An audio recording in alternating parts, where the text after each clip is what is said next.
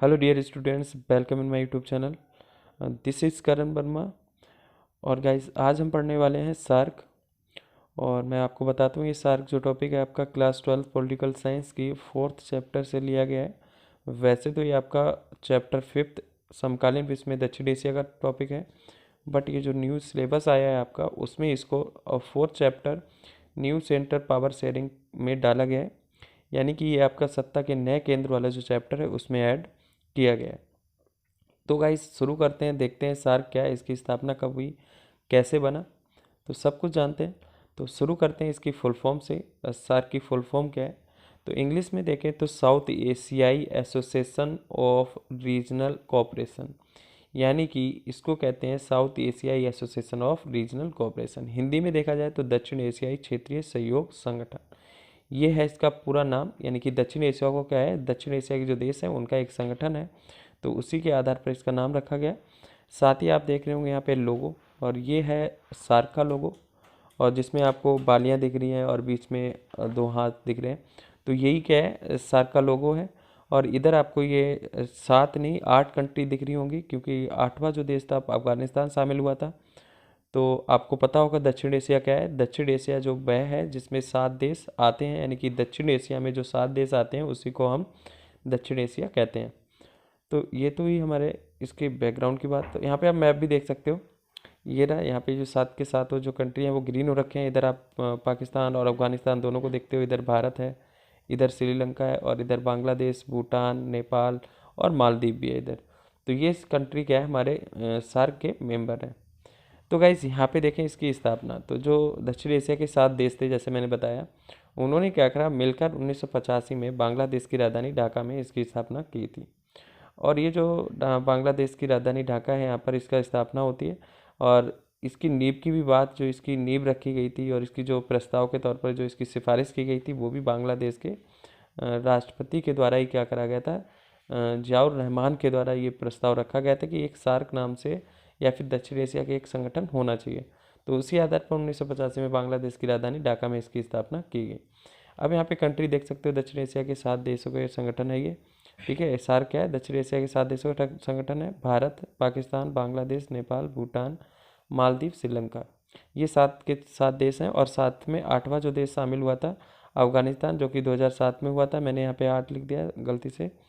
तो ये सार्क में शामिल हुआ था। अब ये 8 देशों का एक क्षेत्रीय सहयोग संगठन बन गया है। अब क्या है, ये 8 देशों का क्षेत्रीय संगठन बन गया है, जिसका गठन आर्थिक विकास और शांति सहयोग को आपस में बढ़ावा देने के लिए किया गया। यानी कि सार्क का जो मोटिव था वो यही था कि आपस में आर्थिक विकास को बढ़ावा देंगे, क्षेत्रीय मुद्दों को सुलझाएंगे, आपस में एक सहयोग स्थापित करेंगे, शांति को बढ़ावा देंगे। तो ये था सार्क का उद्देश्य। यानी कि सार्क के जो नेपाल है, पाकिस्तान है, भारत है, बांग्लादेश, ये सारे आपस में क्या करेंगे, मिलजुल कर व्यापार करेंगे और साथ ही साथ शांति और सहयोग को बढ़ावा देंगे। इसका पहला जो समिट था वो आप देख सकते हो, सम्मेलन जो हुआ था वो 7 और 8 दिसंबर को 1985 में हुआ था। और इसका जो मुख्यालय हाल फिलहाल में वो काठमांडू में स्थित है, यानी कि नेपाल की राजधानी। और 2005 में 13वां जो शिखर सम्मेलन था, यानी अंतर्राष्ट्रीय स्तर पर जो सम्मेलन आयोजित कराया गया था सार्क का, उसमें अफगानिस्तान को शामिल करने की बात की गई 13वें सम्मेलन में। और 2007 में फाइनली क्या होता है, 14वें सम्मेलन में पहली बार सार्क को शामिल कर लिया जाता है। सॉरी, अफगानिस्तान को सार्क में शामिल कर लिया जाता है, इसका पार्ट बना लिया जाता है सार्क का। तो इस तरीके से 2007 में अफगानिस्तान को मेंबरशिप मिलती है 8वें देश के तौर पर सार्क के। तो इसकी हम थोड़ी और बात करें तो वैश्वीकरण के दौर में सार्क सम्मेलन में जलवायु परिवर्तन, आपदा प्रबंधन, आतंकवाद की समाप्ति संबंधी इस क्षेत्र में व्यापार और विकास को बढ़ावा देने कई समझौते पर हस्ताक्षर हुए हैं। हाँ जी, इसमें ये भी बात है कि आज जो वैश्वीकरण का दौर है कि सारे अंतर्राष्ट्रीय तौर एक दूसरे के देश में आवाजाही बढ़ रही है, लोग आपस में मिल रहे हैं, तो ऐसे में जलवायु परिवर्तन पर बात उठाई जाती है कि जलवायु परिवर्तन को कैसे नियंत्रित किया जाए। तो ये भी सार्क का एक बातचीत का मुद्दा रहता है कि जलवायु परिवर्तन पे कुछ कदम उठाए जाए। साथ ही साथ आपदा प्रबंधन की जो घटनाएं होती हैं उनको रोका जाए। आतंकवाद सबसे अहम इनका जो मुद्दा है वो बना रहता है कि आतंकवाद को समाप्त करना है। और इस क्षेत्र में व्यापार एवं विकास को बढ़ावा देने हेतु कई समझौतों पर हस्ताक्षर हुए हैं। इन्होंने क्या करा है, इस क्षेत्र में इनके बीच में बहुत सारे ऐसे व्यापार और विकास के बहुत बड़े समझौते हुए हैं, जिसके माध्यम से ये क्या करते हैं, आपस में विकास और व्यापार को बढ़ावा देते हैं। साथ ही बात करें सार्क का जो 18वां शिखर सम्मेलन है वो 26 और 27 नवंबर 2014 को नेपाल की राजधानी काठमांडू में संपन्न हुआ, जिसका विषय शांति एवं समृद्धि के लिए प्रतिबद्ध एकजुटता था। यानी कि 26 और 27 नवंबर को 2014 को 18वां शिखर सम्मेलन नेपाल में आयोजित कराया जाता है, और जिसका मोटिव जो होता है, जिसका जो उद्देश्य होता है वो होता है शांति एवं समृद्धि के प्रति हमें क्या करना है, एकदम प्रतिबद्ध रहना है, एकदम उसके प्रति हमें शांति और समृद्धि को ही बढ़ावा देना है। उसको लेकर हमें एक साथ एकजुटता दिखानी है कि हम शांति को बनाए रखें और साथ ही साथ एक समृद्धि भी करें, एक विकास की राह पर भी चलें। तो इस तरीके से इस पर हमें डटे रहना है।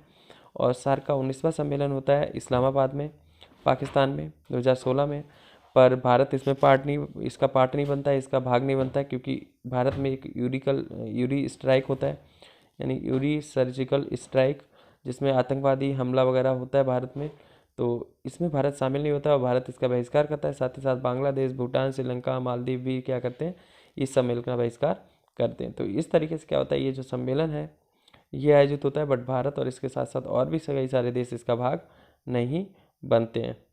साप्टा की बात करें तो साप्टा, यहाँ पे आपको फुल फॉर्म बता देता हूँ साप्टा की। साउथ एशियाई फ्री ट्रेड एग्रीमेंट है साप्टा, जो कि इनके आपस में मुक्त व्यापार को बढ़ावा देने के लिए लाया गया था। और इससे पहले एक साप्टा भी बना था, साप्टा साउथ एशियाई प्रेफरेंशियल ट्रेड एग्रीमेंट, एक ये भी बनाया गया था। तो पहले हम बात करते हैं साप्टा, यानी जनवरी 2004 में क्या करा गया था, आयोजित किया गया था 2004 में एक 12वां सम्मेलन आयोजित कराया गया सार्क का। उसमें साप्टा नामक एक ऐसे समझौते पर हस्ताक्षर किए जिसके द्वारा व्यापार को और ज़्यादा सुलभ बनाया जाए, यानी कि आसान किया जाए। उस पर जो ड्यूटीज़ होती हैं, जो टैक्स लगाया जाता है, कि एक अगर मान लो भारत श्रीलंका में कोई व्यापार कर रहा है या बांग्लादेश में, तो बहुत सारी हैवी ड्यूटीज़ लगती हैं। तो इन जो ये जो टैक्स होता है, इसको कैसे इसको मुक्त किया जाए, टैक्स से मुक्त किया जाए व्यापार को, तो उसके लिए इन्होंने मुक्त व्यापार सौदा यानी कि साप्टा बनाया था।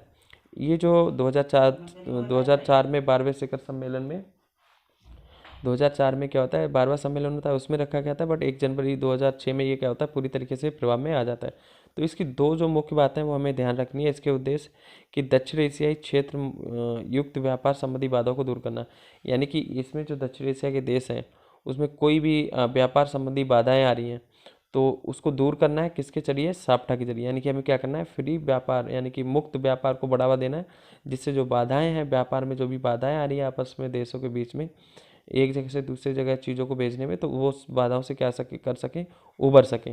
साथ ही साथ व्यापार और प्रशुल्क प्रतिबंध की सभी प्रकार को समाप्त करने का प्रयास करते हुए एक अधिक उदार व्यवस्था को स्थापित करना है। यानी कि अंतर्राष्ट्रीय स्तर पर बहुत अच्छी तरीके से व्यापार में जितने भी शुल्क लगाए जाते हैं, जितने भी प्रतिबंध लगाए जाते हैं, जितने टैक्स लगाए जाते हैं, उनको समाप्त करा जाए। और साथ ही साथ एक ऐसा प्रयास किया जाए कि अंतर्राष्ट्रीय स्तर पर एक उदार व्यवस्था क्या हो, स्थापित हो देशों के बीच में, दक्षिण एशिया के, ताकि वो आपस में एक दूसरे के बीच व्यापार कर सकें। तो ये था साप्टा। बट गाइज एक चीज़ और है, एक मिनी सार्क करके मैं आपको बता रहा हूँ, हो सकता है कि आप पहली बार सुन रहे हो। मिनी सार्क, एक सार्क का मिनी सार्क भी है जिसमें पाकिस्तान शामिल नहीं है। तो मिनी सार्क भी बनाया गया था। वर्तमान में भारत बिम्स्टेक, जिसको बिम्स्टेक कहते हैं, mini SAARC BIMSTEC, bay of Bengal initiative for multi sector technical economic cooperation, यानी कि ये जो बंगाल है, बंगाल की द्वारा एक शुरुआत की गई जिसमें multi sector technical economic cooperation, यानी कि सहयोग देने की बात की गई मल्टी सेक्टर में, चाहे वो तकनीक के मामले में हो, चाहे आर्थिक के मामले में हो, उस पर सहयोग करने के लिए एक बिम्स्टेक बनाया गया। और इस पर बल दिया भारत ने। इसके वरिष्ठ जो अधिकारियों की 17वीं बैठक होती है 2017 में काठमांडू, नेपाल में आयोजित किया जाता है। इसमें व्यापार, निवेश, ऊर्जा प्रौद्योगिकी, मत्स्य पालन, जलवायु परिवर्तन, संस्कृति, लोगों के बीच संपर्क, अन्य क्षेत्रों के बारे में चर्चाएं, ये सारी चीज़ें क्या होती हैं यहाँ पर की जाती हैं। अब यहाँ पे जो बिम्स्टेक हैं उसके तुम कंट्री देख सकते हो, इधर ना अफगानिस्तान है, कोई नहीं है। तो इधर के जो हमारे हैं ये कंट्रीज़ हैं, भारत है, इधर नेपाल, भूटान, बांग्लादेश हो गया, म्यांमार भी हो गया, और भी इधर कई सारे कंट्री हैं जो अभी मेरे को नाम नहीं पता, इधर श्रीलंका है। तो ये सारे क्या है, बिम्स्टेक हैं, जिसको बिम्स्टेक को क्या कहते हैं, मिनी सार्क कहा जाता है। बंगाल की खाड़ी, बहुत क्षेत्रीय तकनीक, आर्थिक सहयोग, पहल, बिम्स्टेक, ये 7 दक्षिण एशियाई, दक्षिण पूर्व एशियाई देशों का अंतर्राष्ट्रीय संगठन है। यानी कि इसमें पूर्व एशियाई देश भी शामिल है। यहाँ पे तुम देख सकते हो बांग्लादेश, भूटान, भारत, म्यांमार, नेपाल, श्रीलंका, थाईलैंड। ये आपको ये टॉपिक से बाहर जा रहा है, बट ये मेरे को लगा कि आपको काफ़ी ज़रूरी है, जानना चाहिए, एक नॉलेजबल है, काफ़ी नॉलेज वाली चीज़ है, तो इसलिए मैंने इसको बता दिया। तो इसको बिम्स्टेक को हम कहते हैं मिनी सार्क। तो जिसमें देखो 1.73 बिलियन जो लोग रहते हैं, ठीक है, कितने 1.73 बिलियन जो लोग हैं इस बिम्स्टेक के जो कंट्रीज हैं वहाँ पर लोग रहते हैं। और साथ ही साथ जो इसका घरेलू उत्पाद है वो 3.2 ट्रिलियन अमेरिकी डॉलर है। जीडीपी जो है इन देशों की 2021 के अनुसार 3.8 यानी कि 3.8 ट्रिलियन अमेरिकी डॉलर है। और इसके मैंने बता दिया आपको, ये क्षेत्र हैं, मतलब ये देश हैं। और नेतृत्व को देश के नाम के वर्णक्रम में घुमाया जाता है। स्थायी सचिवालय ढाका, बांग्लादेश। इसका जो सचिवालय है, सेक्रेटरी हाउस है, वो है ढाका, बांग्लादेश में, ठीक है।